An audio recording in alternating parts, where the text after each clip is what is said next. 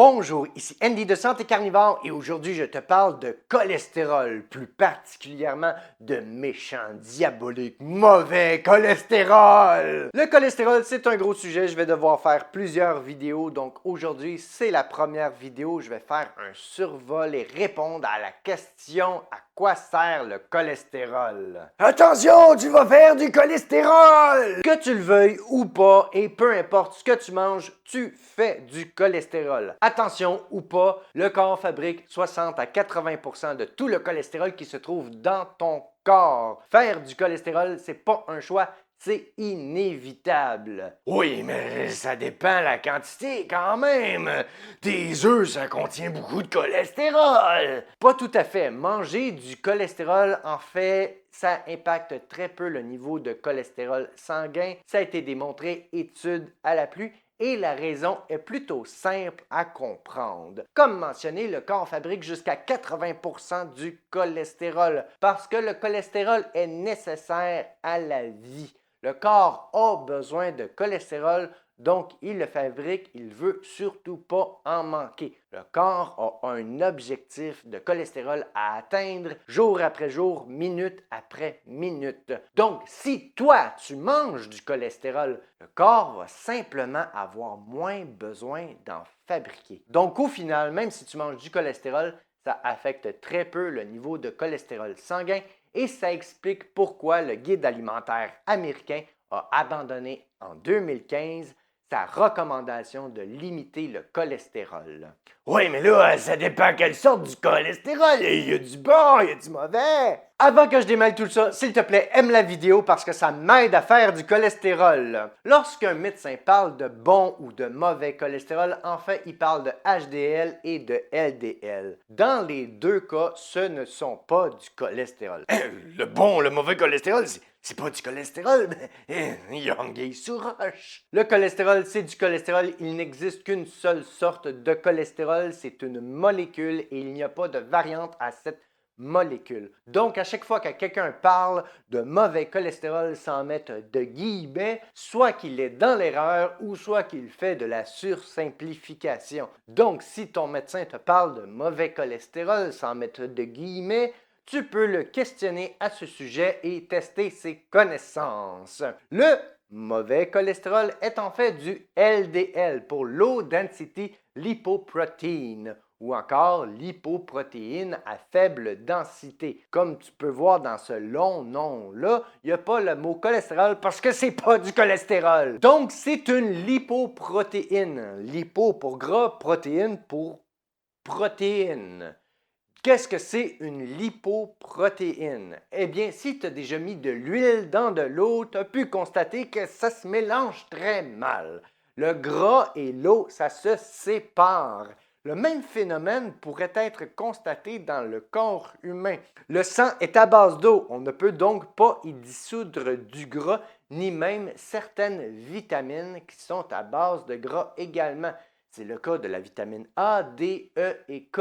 C'est des vitamines qui se dissolvent dans le gras. Ce sont des vitamines liposolubles. Elles ne peuvent donc pas se dissoudre dans le sang et c'est malencontreux parce que le sang sert entre autres à acheminer les vitamines partout dans le corps. On a donc un défi à ce niveau-là. Et c'est là qu'interviennent les lipoprotéines. Ce sont des navires de transport, des paquebots. Le mauvais cholestérol est en fait un transporteur qui se charge de nutriments et qui va distribuer ça partout dans le corps humain. Donc oui, le mauvais cholestérol sert à distribuer des vitamines aux cellules. Ouh, ce qu'il est vilain, ce mauvais cholestérol!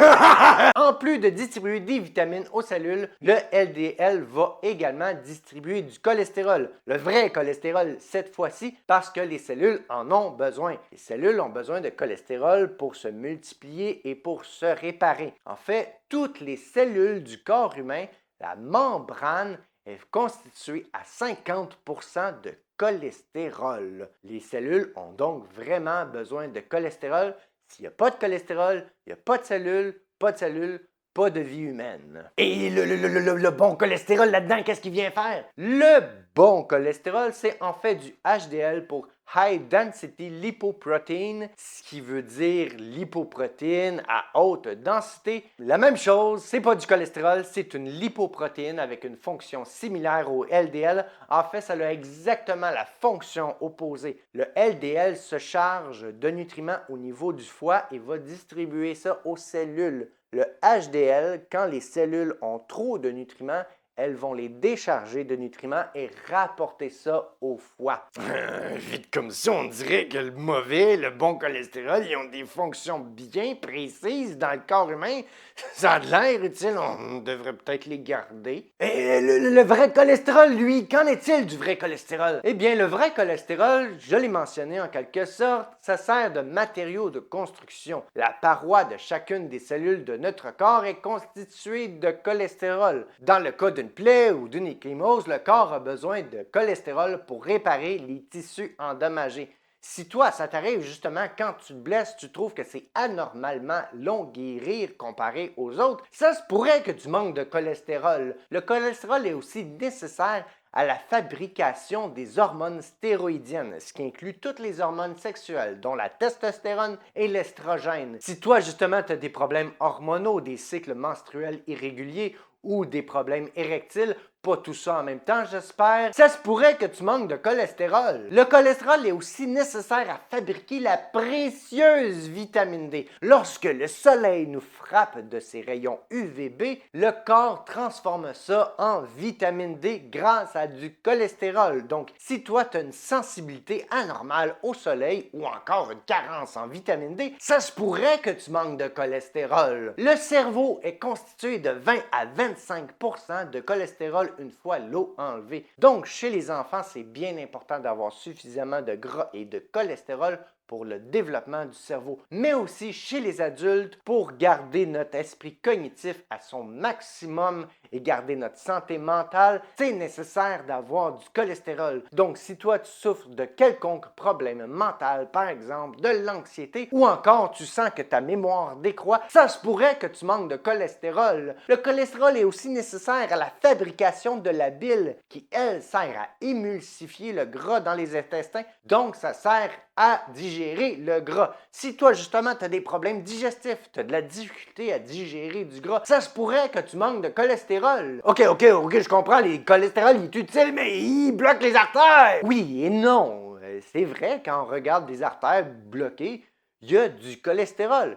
Mais est-ce que c'est vraiment lui le responsable d'avoir bloqué les artères? Il n'y a pas juste du cholestérol dans des artères bloquées. Il y a également des globules rouges. On n'accuse pas les globules rouges de bloquer les artères parce qu'on sait que les globules rouges sont nécessaires à la vie. Même chose, le cholestérol est nécessaire à la vie. Il est là parce qu'il est le pompier. Il est là pour guérir, réparer les artères. C'est pas lui qui a causé le feu en premier lieu. La relation entre le cholestérol et les problèmes cardiaques, c'est un gros sujet. Je vais devoir faire une vidéo spécifique là-dessus. Si tu veux pas manquer ça, abonne-toi à la chaîne et active les notifications pour tout le monde. S'il te plaît, aime, partage, commente la vidéo. On se retrouve lors de la prochaine vidéo. C'est tout pour aujourd'hui. Et sur ce, santé carnivore!